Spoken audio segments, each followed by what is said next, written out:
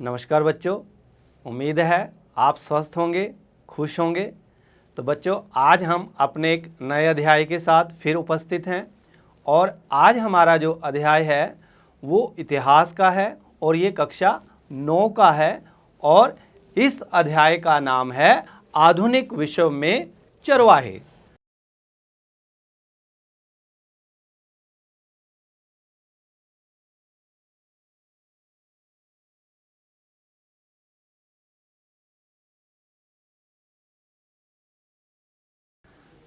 तो बच्चों, जब हम इतिहास पढ़ते हैं तो हमारे दिमाग में हमेशा एक बात आती है कि हम राजा या रानी के बारे में पढ़ने जा रहे हैं।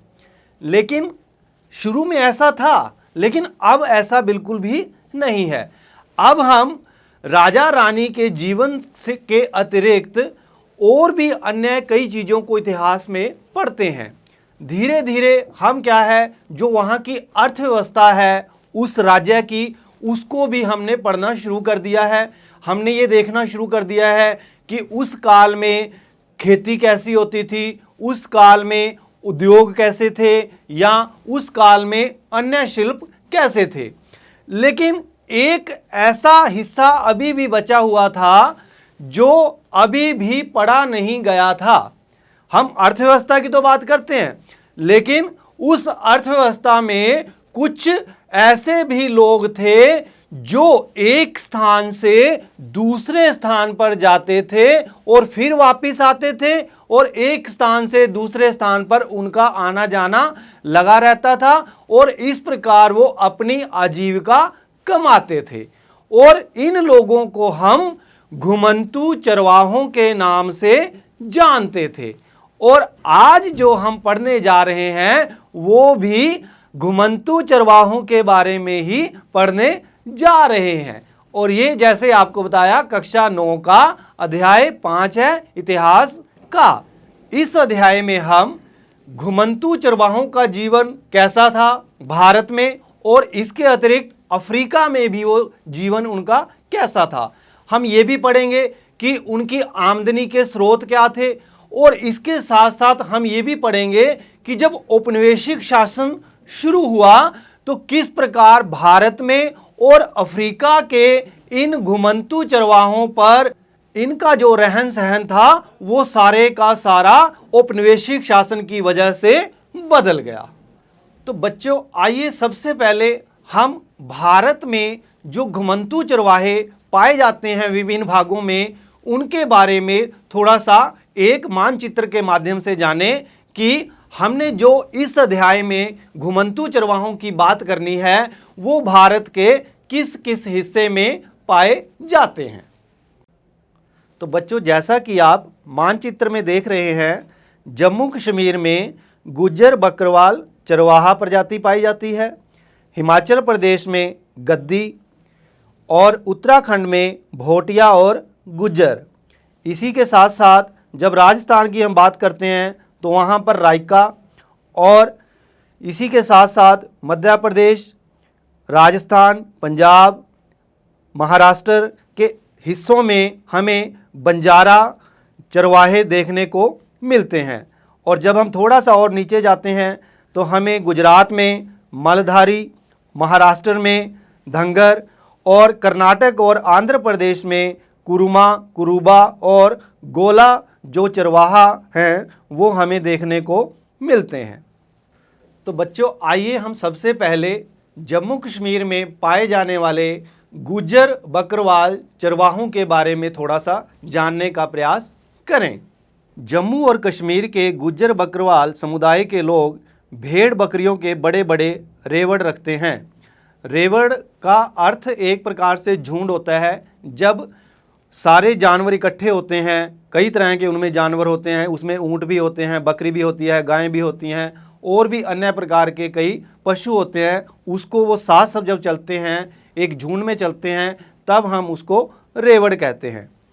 इस समुदाय के अधिकतर लोग अपने मवेशियों के लिए चरागाहों की तलाश में भटकते भटकते 19वीं सदी में यहाँ आए थे। जैसे जैसे समय बीतता गया वे यहीं के होकर रह गए। इसके बाद वे सर्दी गर्मी के हिसाब से अलग अलग चरागाहों में जाने लगे। जाड़ों में जब ऊंची पहाड़ियां बर्फ़ से ढक जाती तो वे शिवालिक की निचली पहाड़ियों में आकर डेरा डाल लेते। शिवालिक जो हिमालय पर्वत है उसकी सबसे नीचे वाली जो श्रेणी है उसको शिवालिक कहा जाता है। जाड़ों में निचले इलाके में मिलने वाली सूखी झाड़ियां ही उनके जानवरों के लिए चारा बन जाती। अप्रैल के अंत तक वे उत्तर दिशा में जाने लगते गर्मियों के चरागाहों के लिए। इस सफ़र में कई परिवार काफिला बनाकर साथ साथ चलते थे। वे पीर पंजाल के दर्रों को पार करते हुए कश्मीर की घाटी में पहुंच जाते थे।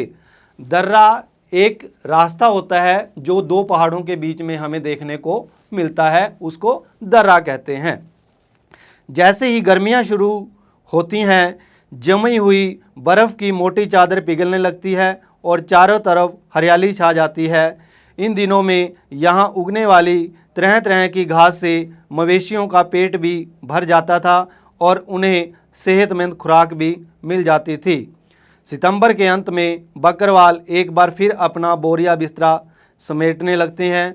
इस बार वे वापस अपने जाड़ों वाले ठिकाने की तरफ नीचे की ओर चले जाते हैं। जब पहाड़ों की चोटियों पर बर्फ़ जमने लगती है तो वे निचली पहाड़ियों की शरण में चले जाते हैं। बच्चों, जम्मू कश्मीर के साथ ही एक उसका दूसरा पड़ोसी राज्य है जिसको हिमाचल प्रदेश कहते हैं। हिमाचल प्रदेश में भी एक घुमंतू चरवाहा पाए जाते थे जिनको गद्दी के नाम से जाना जाता है और ये भेड़ बकरियां पालते हैं। आइए अब इनके बारे में थोड़ा और जानें। ये लोग भी मौसमी उतार चढ़ाव का सामना करने के लिए इसी तरह सर्दी गर्मी के हिसाब से अपनी जगह बदलते रहते थे। वे भी शिवालिक की निचली पहाड़ियों में अपने मवेशियों को झाड़ियों में चराते हुए जाड़ा बिताते थे। अप्रैल आते आते वे उत्तर की तरफ चल पड़ते थे और पूरी गर्मियां लाहौल और स्पीति में बिता देते थे। जब बर्फ़ पिघलती और ऊंचे दर्रे खुल जाते तो उनमें से बहुत सारे ऊपरी पहाड़ों में स्थित घास के मैदानों में जा पहुंचते। सितंबर तक वे दोबारा वापस चल पड़ते। वापसी में वे लाहौल और स्पीति के गांव में एक बार फिर कुछ समय के लिए रुकते। इसी बीच वे गर्मियों की फसल काटते और सर्दियों की फसलों की बुआई करके आगे बढ़ जाते। यहाँ से वे रेवड़ लेकर शिवालिक की पहाड़ियों में जाड़ों वाले चरागाहों में चले जाते और अगली अप्रैल में भेड़ बकरियां लेकर वे दोबारा गर्मियों के चरागाहों की तरफ रवाना हो जाते। आइए अब हम हिमाचल प्रदेश के पूर्व में स्थित जो अन्य राज्य है जिसका नाम है उत्तराखंड, जिसको उत्तरांचल भी कहा जाता है, आइए वहाँ जो चरवाहे पाए जाते हैं उनके बारे में थोड़ा जानने का प्रयास करें। यहाँ पर गढ़वाल और कुमायूं के गुज्जर चरवाहे सर्दियों में भाबर के सूखे जंगलों की तरफ और गर्मियों में ऊपरी घास के मैदानों बुग्याल की तरफ चले जाते थे।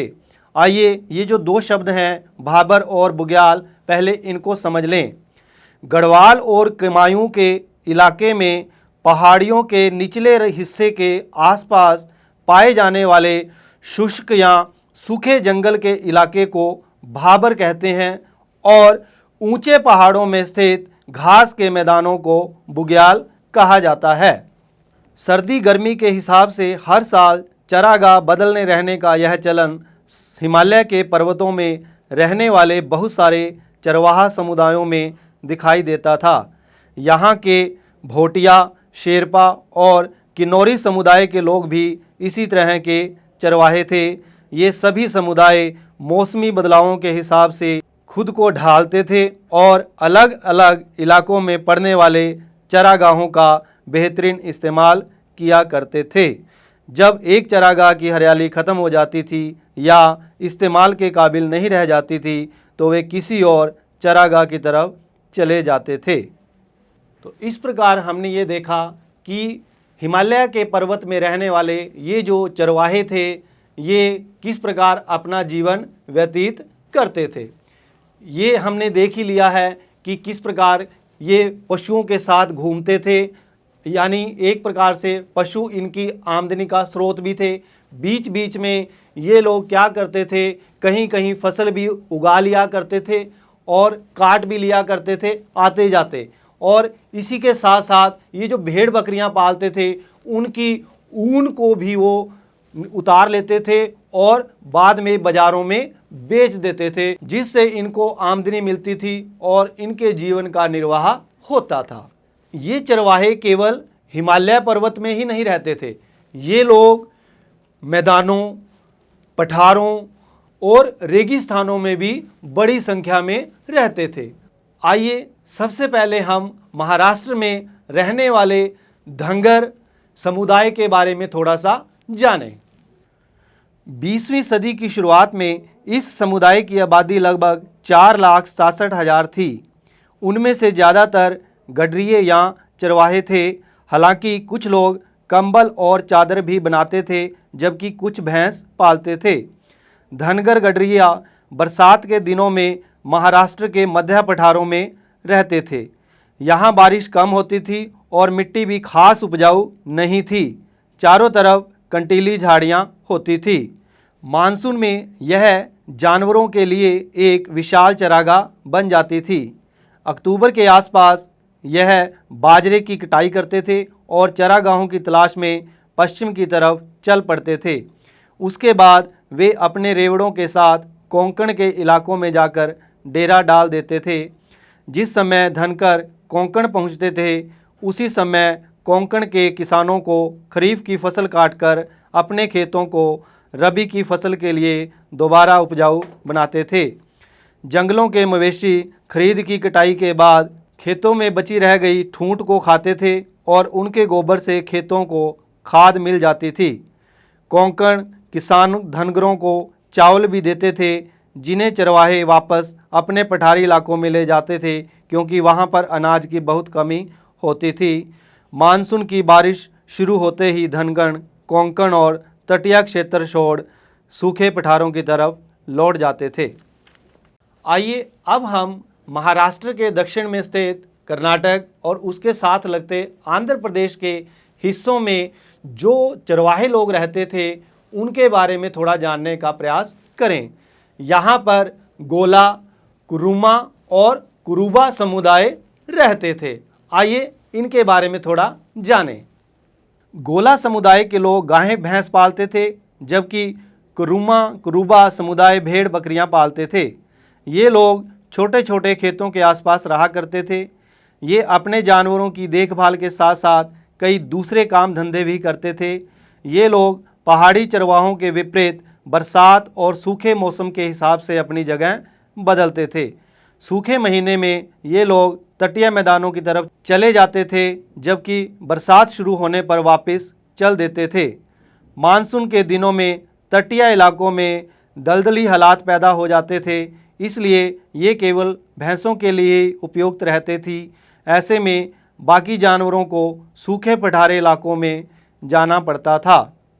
इसके बाद आइए हम बंजारों के बारे में थोड़ा सा जानने का प्रयास करें। बंजारे उत्तर प्रदेश, पंजाब, राजस्थान, महाराष्ट्र के हिस्सों में और थोड़ा मध्य प्रदेश के हिस्सों में ज़्यादातर हमें देखने को मिलते हैं। ये लोग क्या करते थे, पशुओं को तो साथ लेकर चलते थे, साथ साथ बीच में व्यापार भी करते थे, वस्तुएं खरीदते और बेचते थे। आइए इनके बारे में थोड़ा सा और जानें। ये लोग लंबे लंबे सफ़र किया करते थे और अनाज और चारे के बदले खेत जोतने वाले जानवर और अन्य चीज़ें जो रास्ते में किसान आते थे उनको दिया करते थे। आइए अब हम राजस्थान के रेगिस्तानी इलाकों में रहने वाले घुमंतू चरवाहों के बारे में थोड़ा जानें। इन घुमंतू चरवाहों को रायका कहा जाता था। आइए इनके बारे में कुछ और जानें। क्योंकि ये जहाँ पर रहते थे वहाँ पर वर्षा या तो होती ही नहीं थी या ना के बराबर होती थी, इसीलिए खेती की उपज हर साल घटती या बढ़ती रहती थी। इसलिए रायका खेती के साथ साथ चरवाही का काम भी करते थे। बरसातों में यह बाड़मेर, जैसलमेर, जोधपुर और बीकानेर में ही रहते थे, क्योंकि उस समय यहाँ पर पर्याप्त मात्रा में चारा मिल जाता था। लेकिन अक्टूबर आते आते चरगाह सूखने के कारण ये लोग दूसरे इलाकों की तरफ निकल जाते थे और बरसात में ही वापस लौटते थे। रायका समुदाय के कुछ लोग ऊंट पालते थे तो कुछ भेड़ बकरियां। इस प्रकार हम ये देखते हैं कि जो चरवाहा समुदाय थे वो जब एक स्थान से दूसरे स्थान पर जाते थे तो काफ़ी सोच विचार करते थे। वो कई चीज़ों को ध्यान में रखते थे। वो देखते थे कि जहाँ पर जा रहे हैं क्या वहाँ पर उनके जानवरों के लिए वहाँ पर चारा उनको वहाँ पर उपलब्ध होगा या नहीं। और वो ये भी देखते थे कि वो वहाँ कितनी देर तक रह सकते हैं। और भी एक चीज़ का ध्यान रखना पड़ता था कि वो जहाँ पर जा रहे हैं वे वहाँ कितनी देर तक रुक सकते हैं, इसको भी वो मद्देनज़र रखते थे। एक प्रकार से वे अपनी जीवनचर्या को चलाने के लिए इन सब चीज़ों को ध्यान में रखते थे ताकि उनका जो जीवन है वो ठीक ढंग से चलता रहे, ना ही उनको परेशानी हो और ना ही उनके साथ जो जानवर हैं उनको भी किसी प्रकार की परेशानी हो। ये चरवाहा समुदाय अपना जीवन बहुत अच्छी तरह जी रहे थे। लेकिन औपनिवेशिक काल में क्या हुआ, इनका जो पूरा रहन सहन था पूरी तरह से बदल दिया गया। अब आपके दिमाग में प्रश्न उठ रहा होगा कि औपनिवेशिक शासन क्या है। पहले ही हम जानते हैं कि औपनिवेशिक शासन वह शासन है जब भारत पर अंग्रेजों का अधिकार हो गया था और सारे जो नियम थे वो अंग्रेजों के द्वारा बनाए जाते थे और उन्हीं नियमों के तहत ही वो भारत पर शासन करते थे। और इन नियमों का प्रभाव ये जो चरवाहा समुदाय था इन पर भी बहुत ज़्यादा पड़ा। अंग्रेजों के शासन के दौरान चरवाहों की ज़िंदगी में गहरे बदलाव आए। जैसे उनके 4 गांव सिमट गए, अब उन्हें इधर उधर आने पर बंदिशें लगने लगी। उनसे जो लगान वसूल किया जाता था उसमें भी वृद्धि होने लगी। खेतों में उनका हिस्सा घटने लगा और उनके पैसे और हुनर पर भी बहुत बुरा असर पड़ा। जैसे अंग्रेजी सरकार चरागाहों को खेती की ज़मीन में तब्दील कर जूट, कपास, गेहूं और अन्य खेती हर चीज़ों का उत्पादन करना चाहती थी, जिसकी इंग्लैंड में बहुत ज़्यादा ज़रूरत रहती थी। 19वीं शताब्दी के मध्य से देश के विभिन्न भागों में भूमि विकास के लिए अलग नियम बनाए जाने लगे, जिसके अनुसार गैर खेती हर ज़मीन को सरकार ने अपने कब्जे में ले लिया और कुछ खास लोगों को सौंपने लगी। इन लोगों में से किसी एक को मुखिया बना दिया गया तथा अधिकतर चरागाहों की ज़मीन अपने अधिकार में ले ली गई, जिसके कारण खेती के फैलाव से चरागाह घटने लगे।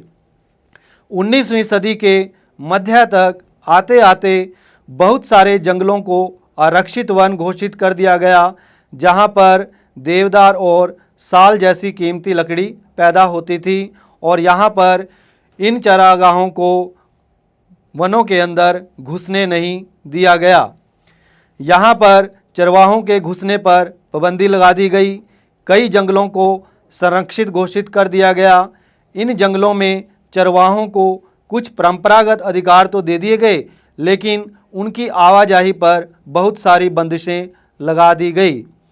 जिन जंगलों में उन्हें दाखिल होने के लिए अनुमति थी, वहां जाने के लिए चरवाहों को परमिट लेना पड़ता था।